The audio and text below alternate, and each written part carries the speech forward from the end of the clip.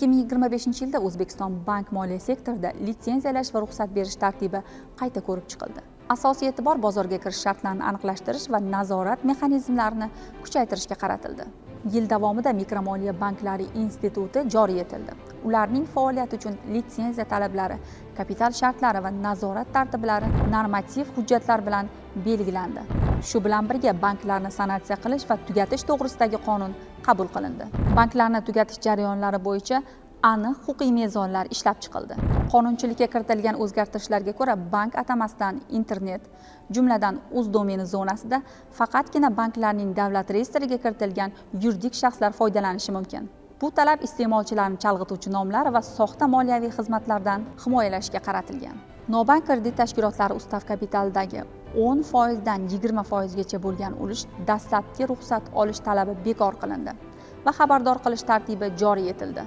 2025-yilda bitta Mikromoliya banki litsenziya oldi.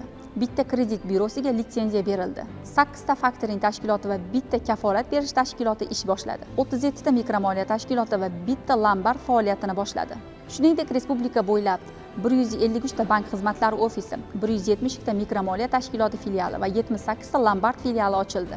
2025-yildagi ushbu qarorlar litsenziyalash tizimida aniqlikni oshirdi. Bozor ishtirokchilari uchun yagona qoidalarni shakllantirdi va moliya sektorida nazorat mexanizmlarini kuchaytirdi. To'liq sharh bilan Markaziy bank rasmiy veb-sayti orqali tanishish mumkin.